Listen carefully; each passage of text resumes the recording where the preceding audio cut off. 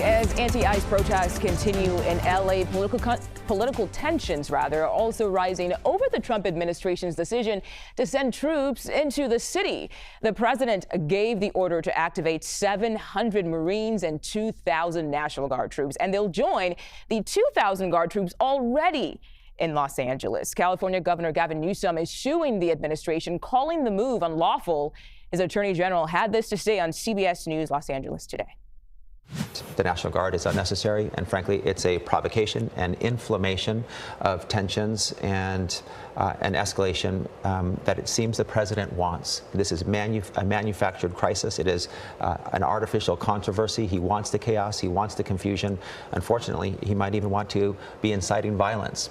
There's no need for these patriots to be here. We shouldn't have the militarization of American cities on American soil.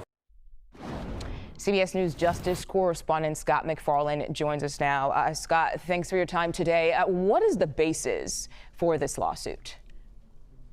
You know, you have two different issues here. You've got the political issues and you have the legal issues. What the state of California is trying to do here is set a legal precedent in addition to removing the troops and the National Guard from the city. They're trying to make an argument that if this, this type of overreach, as they allege, could be replicated in other U.S. communities, could be replicated in other U.S. states. So you have this joining the 350 plus other federal lawsuits filed against the Trump administration since January. They add up after a while. You lose track of them after a while, but so many of them are making a broader argument that an alleged overreach by the administration impacts not just the community at the center of the suit, but other communities down the road.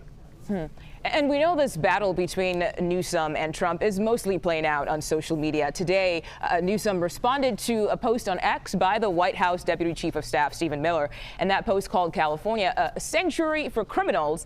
The Governor Gavin Newsom, he replied to Miller saying the only people defending insurrectionists are you and President Trump, or are we pretending you didn't pardon 1,500 of them? So we're looking at that right now. So Scott, this is something you've been reporting on, the apparent contradiction in how these protests are being handled by the administration. What are you hearing from people who were there?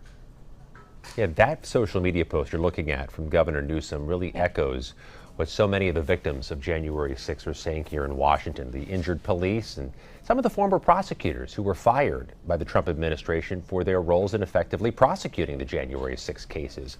As you see the National Guard make a physical presence today in Los Angeles, note that that's going to spur criticisms that the Guard was deliberately delayed by President Trump in his first term on January 6, 2021. The delay, the 3-hour delay in getting the National Guard deployed to the Capitol has been blamed for some of the recurring violence in the later part of that afternoon and some of the injuries that were suffered, and perhaps the National Guard could have already been in place. But what's more, the pardons of 1,500 plus January 6 Capitol riot defendants still resonates here in Washington.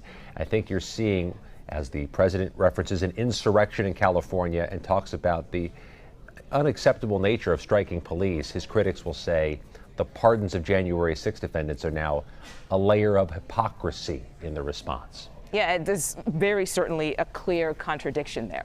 So the Friday arrest of California Union leader David Huerta during an ICE raid is also fueling controversy. Tell us more about the federal charge that's now against him. Yeah, the Justice Department tells CBS News David Huerta is being charged in Los Angeles in the federal court for the Central District of California with impeding of police or impeding of law enforcement charge, which is a federal criminal charge.